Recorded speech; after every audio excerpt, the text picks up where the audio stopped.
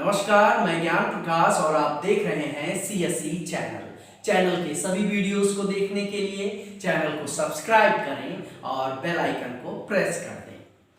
अभी तक हमने देखा कि प्लासी का युद्ध होता है, बक्सर का युद्ध होता है और दोनों ही युद्ध में अंग्रेज विजयी होते हैं। लेकिन बक्सर के युद्ध के बाद बंगाल की स्थिति ऐसी हो जाती है कि ब्रिटेन की सरकार को पुनः गवर्नर बना के भेजना पड़ता है रॉबर्ट क्लाइव को। आखिर ये रॉबर्ट क्लाइव है कौन, जिस पर ब्रिटेन सरकार इतनी भरोसा कर रही है? आइए आज हम चर्चा करेंगे रॉबर्ट क्लाइव के बारे में। रॉबर्ट क्लाइव के दूसरी गवर्नरी से पहले उसके बारे में कुछ जान लेते हैं कि आखिर ये शख्स है कौन जो अंग्रेजी साम्राज्य का निर्माता कहा जाएगा और जिसे भविष्य दृष्टा कहा जाएगा, जिसे कहा जाएगा कि उसने अंग्रेजों को प्रशासनिक सुधार करके दिया, जिसका आगे चल के बहुत ही शानदार उपयोग किया अंग्रेजों ने। शुरू करते हैं रॉबर्ट क्लाइव के बारे में। 29 सितंबर 1725 को रॉबर्ट क्लाइव का जन्म होता है। मात्र 18 वर्ष की आयु में एक क्लर्क की हैसियत से यह मद्रास पहुंचता है और ईस्ट इंडिया कंपनी की सेवा करता है। परिस्थितियां बदलती हैं और मद्रास पर फ्रांसीसियों का कब्जा हो जाता है। क्लर्क की नौकरी छूट जाती है और एक सैनिक के रूप में ईस्ट इंडिया कंपनी की सेवा देने लगते हैं रॉबर्ट क्लाइव। उसी समय चंदा साहब मोहम्मद अली को दौड़ाते हैं और मोहम्मद अली जाके अंग्रेजों की शरण में गिर पड़ता है। अंग्रेज उसकी सहायता करते हैं। उसी समय रॉबर्ट क्लाइव, एक मामूली सैनिक, अपने उच्च अधिकारियों से कहता है कि क्यों ना हम चंदा साहब को कमजोर करने के लिए उसकी राजधानी आरकाट पे घेरा डाल दें। ऐसा होता है, उसके उच्चाधिकारी उसकी बात मान लेते हैं और 200 अंग्रेज तथा 300 भारतीय सैनिकों के साथ रॉबर्ट क्लाइव आरकाट पर घेरा डालने के लिए निकल पड़ता है। आरकाट पर पहुंचते ही बहुत आसानी से वह विजय पा लेता है, लेकिन तभी चंदा साहब रजा खां को भेजते हैं और रजा खां चारों तरफ से रॉबर्ट क्लाइव को घेर लेता है। इतिहासकार लिखते हैं कि 53 दिनों तक बिना कुछ खाए पिए रॉबर्ट क्लाइव डटा रहता है और अंततः उसे विजय मिलती है। उसकी इस विजय से ब्रिटेन में रॉबर्ट क्लाइव का नाम इतना ज्यादा फैल जाता है कि लोग इसे हीरो कहने लगते हैं। ये अपने तरफ का रोल मॉडल बन जाता है रॉबर्ट क्लाइव। ऐसे में ही ब्रिटेन की सरकार प्रसन्न होती है और 1756 में सेंट फोर्ट डेविड मद्रास का गवर्नर बना के भेजती है। 1756 में जब यह मद्रास पहुंचता है तो इसको तुरंत सूचना मिलती है कि बंगाल में अराजकता फैल गई है, काल कोठरी की घटना घट गई है, वहां पे बहुत सारे अंग्रेज मारे गए हैं। रॉबर्ट क्लाइव इस सूचना को पाते ही सिराजुद्दौला को सबक सिखाने के लिए मद्रास से बंगाल की तरफ रवाना हो जाता है और कहानी हम सबको पता है कि प्लासी का युद्ध होता है 1757 में। 1757 में प्लासी का युद्ध होता है। सिराजुद्दौला हार जाता है, मीर जाफर गद्दी पर बैठता है। कुछ दिनों तक उसका साथ रॉबर्ट क्लाइव देते हैं, लेकिन तबीयत खराब होने की वजह से पुनः वापस चले जाते हैं ब्रिटेन। इस बीच 2 गवर्नर आते हैं जिसमें बक्सर का युद्ध होगा और अंग्रेज अपने आप को पूरी तरह से स्थापित कर लेंगे। लेकिन दूसरी तरफ प्रशासनिक और राजनीतिक समस्याएं उभरने लगती हैं। ऐसे में ईस्ट इंडिया कंपनी कहती है कि जाइए रॉबर्ट क्लाइव और आप वहां स्थिति को नियंत्रित करिए। रॉबर्ट क्लाइव पुनः बंगाल का गवर्नर बन के आता है और उस समय तक बंगाल की अस्थायी दीवानी अंग्रेजों को मिल चुकी होती है। रॉबर्ट क्लाइव चाहता तो नवाब को पदच्युत कर सकता था, लेकिन उसका कार्यभार इतना ज्यादा बढ़ चुका है कि वह बिना भारतीय अधिकारियों की मदद से इस जिम्मेदारी को नहीं निभा सकता। ऐसे में वह एक युक्ति निकालता है जिसे हम द्वैत शासन व्यवस्था के नाम से जानेंगे। रॉबर्ट क्लाइव कहता है कि वह भारतीय व्यापार और विदेशी संबंध को अपने नियंत्रण में रखेगा, बाकी लगान वसूलने का काम और न्याय व्यवस्था भारतीय पदाधिकारी करेंगे। बहुत ही चालाकीपूर्ण तरीके से दीवानी संबंधी काम कंपनी के नियंत्रण में रखते हुए वह भारतीय अधिकारियों को सौंप देता है।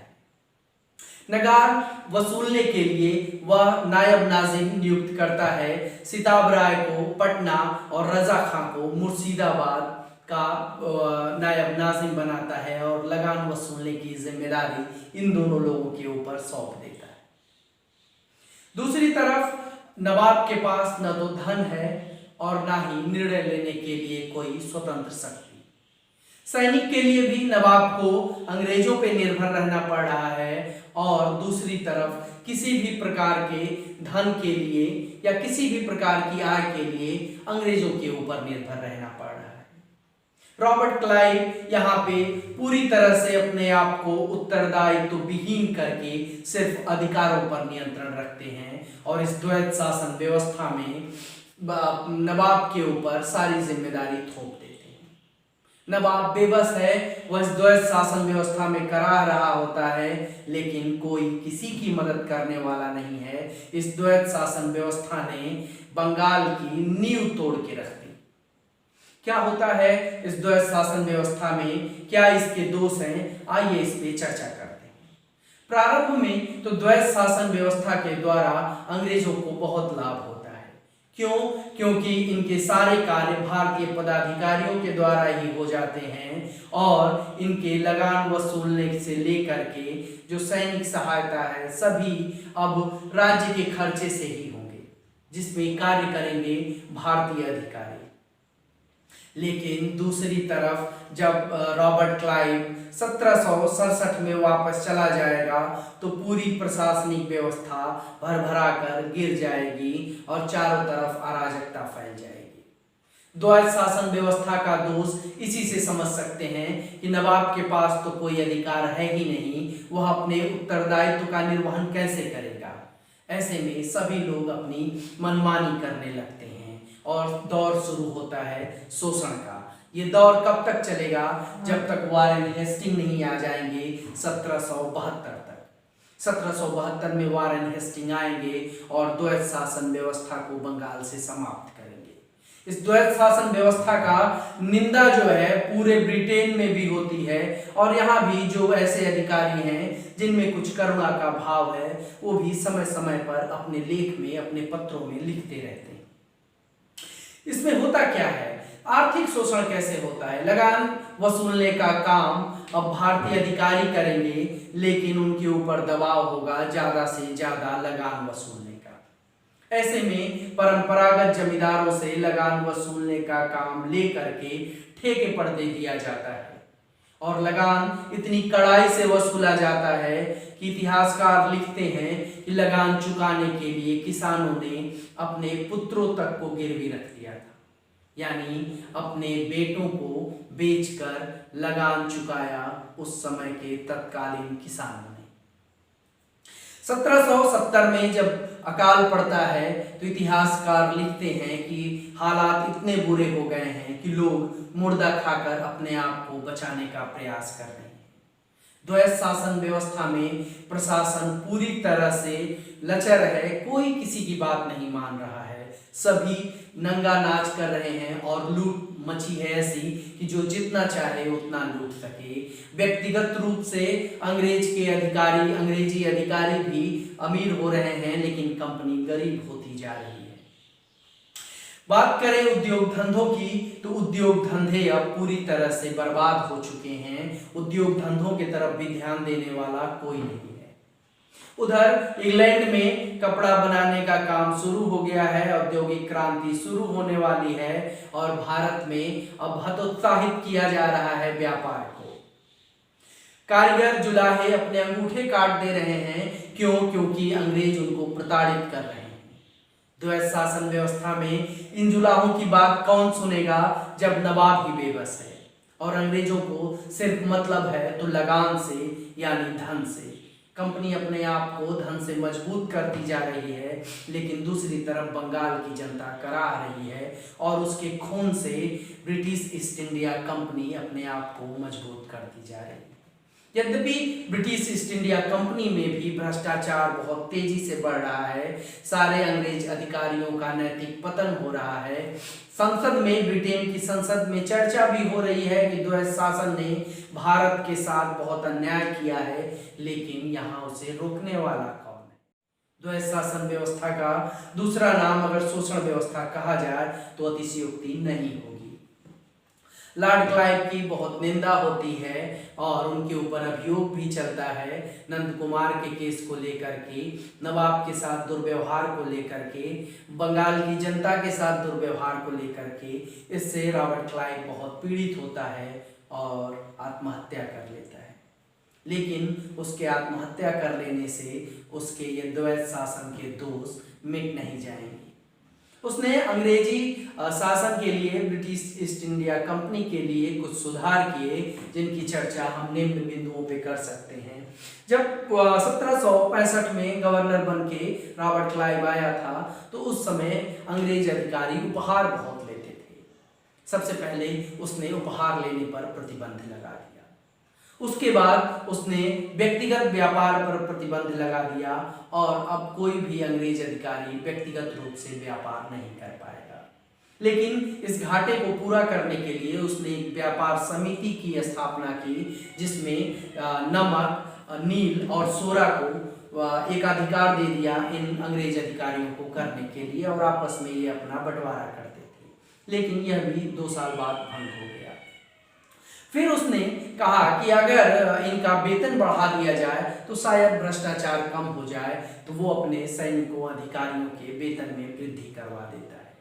दूरदर्शी है, दूर तक सोचता है। वो जानता था कि अगर वेतन अच्छा मिलेगा तो भ्रष्टाचार में कमी आएगी, इसलिए रॉबर्ट क्लाइव ने वेतन वृद्धि का सुझाव दिया और वेतन वृद्धि करवा दिया। व्यापार समिति, स्थानांतरण की नीति, वह जानता था, रॉबर्ट क्लाइव के मन में यह विचार था कि अगर व्यक्ति एक ही जगह बहुत सालों तक नौकरी करता रहेगा तो उसे आसपास के लोगों की सहानुभूति प्राप्त होगी और उसके कुकृत्यों पर पर्दा पड़ जाएगा। ऐसे में रॉबर्ट क्लाइव स्थानांतरण की नीति अपनाता है और अधिकारियों को मद्रास से बंगाल और बंगाल के अधिकारियों को मद्रास भेज देता है। यद्यपि इसका काफी विरोध होता है, रॉबर्ट क्लाइव को जान से मारने की धमकी भी दी जाती है, लेकिन कठोर और नरम दोनों उपाय अपनाते हुए रॉबर्ट क्लाइव इस समस्या से भी निजात पा जाता है। सैनिक सुधार में उसने निम्न कार्य किए। उसने रॉबर्ट क्लाइव कोष की स्थापना की। इसमें वो 5 लाख रुपए जो उसे नवाब से मिले थे उसी से इस कोष की स्थापना करता है, और जो विधवा हो गई हैं, सैनिकों की विधवाओं के लिए, अपंग सैनिकों के लिए, वृद्ध हो चुके सैनिकों के लिए इसमें से पेंशन दी जाती है। यद्यपि उसके कार्यों की समीक्षा अगर हम करें तो निसंदेह वह एक कुशल प्रशासक था और ईस्ट इंडिया कंपनी को स्थापित करने में उसका सबसे बड़ा योगदान था। इसीलिए पर्शियल स्पीयर लिखते हैं कि क्लाइव भारत में अंग्रेजी साम्राज्य का निर्माता ही नहीं अपितु भविष्य का अग्रदूत भी था। यानी इसके पदचिह्नों पर चलकर अब आने वाले गवर्नर और वायसराय ईस्ट इंडिया कंपनी को आगे बढ़ाएंगे। हमने देखा कि पहली गवर्नरी में रॉबर्ट क्लाइव कैसे अपने शिखर को छूता हुआ आगे बढ़ता है, और दूसरी गवर्नरी में जब आता है तो द्वैध शासन व्यवस्था लागू करता है और बंगाल की जनता का भरपूर शोषण करता है। फिर उसके बाद इस द्वैध शासन व्यवस्था की निंदा ब्रिटेन से लेकर भारत में हर जगह होती है, और 1772 में वारेन हेस्टिंग आते हैं और द्वैध शासन व्यवस्था को समाप्त कर देते हैं। इस प्रकार रॉबर्ट क्लाइव के बारे में हम उनके जन्म से लेकर के उनके आत्महत्या तक की पूरी कहानी जान चुके हैं। अगले विषय में, अगले लेक्चर में हम चर्चा करेंगे अगले गवर्नर की। तब तक के लिए पढ़ते रहिए, व्यस्त रहिए। आप देख रहे थे CSC चैनल। नमस्कार।